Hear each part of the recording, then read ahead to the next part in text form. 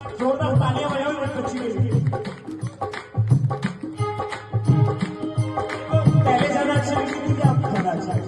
ये खाटू वाला कभी खुद चल कर नहीं आता साहब, ये आपके किसी बच्चे के मुंह में चल कर आता है। दरबार में बोले खाटू नरेश की तालियां बजाने पर दोनों हाथ उठा के कहना, अरे आ रहा है साहब